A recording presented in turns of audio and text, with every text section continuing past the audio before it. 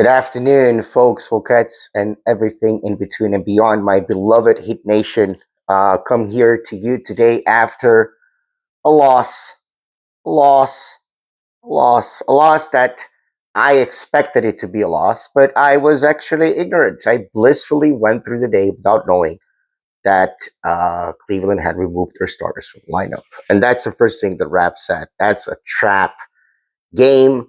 This is going to be a complicated game. I even played a little bit, did some shorts, broadcasting the video in my Simone Fontecchio fan voice, and had a little bit of fun with that. And right now, I'm recording with some new equipment finally. But at the end of the day, we basically had a night in which, my opinion, and that's exactly why that's called a trap game. And I hate it when Raf is right. I told Raf, look, to me, that's a loss, but that's not a fair assessment. It wasn't supposed to be a loss, at least I don't think. But then we got comfortable. We got comfortable. I remember when I was kind of broadcasting live to the group, and we were 14 up, and then it just all went downhill from there. We ended up losing the game by a considerable amount of points, 14, 18 points, with under a minute to go. So, we got there. We have of course, again, the ball for the Miami Heat goes to normal ball with 27, but everybody had a minus, I think, with a couple of exceptions here. One of them, no, just one exception, +3 for Pelle Larson with 9 points, 4 assists, 1 block, but 3 turnovers, 5 turnovers for Wiggins, 1 for Ware, 3 for Powell, 2 for Simone Fontecchio, who ended up with a -13, with 13 points, 4 rebounds, all of them defensive, but still 1 turnover to Jaime Jaquez, who had 11 points, 3 offensive rebounds. Not the best game for him after I had a career game rebound wise last time. 2 steals though. Actually, no, 0 steals, 0 blocks, 1 turnover, 4 turnovers for Jovic. He also had 2 blocks. He also had 2 steals, 3 assists, 4 rebounds, all of them defensive.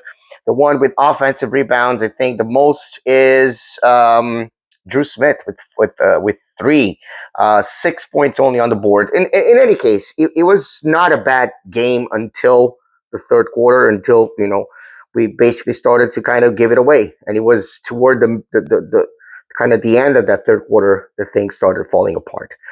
I didn't expect us to win both of the games against Cavaliers, but of course you want them to win if you know that Mobley, Garland, and Mitchell are not playing.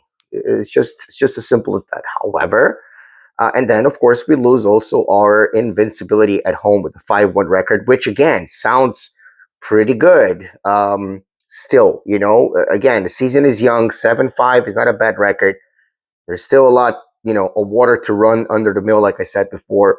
And I'm actually proud to see that this team has it in them to take a look at what they did, to understand that that they didn't play as well, but also to understand that there were a few factors. Let's kind of be honest. The guy Snyder goes and complains that that we had too many free throws the last game, and then the cliche for the script, NBA goes and rewards that team with more free throws. We also take 10 fewer shots. We also turn the ball over more. Those are things that are going to definitely bite us. And yes, this time is again, we had a big lead and we got comfortable and we lost it. But that's an exception. This season, at least, this game has been the exception. Out of 12 games, this has been the only one that we've gotten that part that was a habit last season, building up leads and then kind of blowing them off. But nope, that's not what happened. We were blown out at home.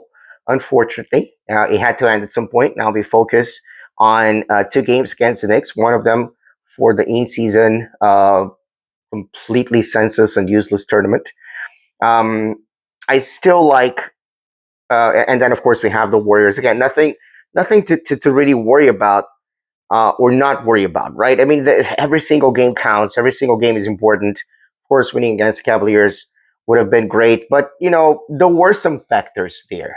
That and you could see, Jaime Jaquez missing a lot of, in my opinion, shots that he normally makes this season toward the end of the stretch.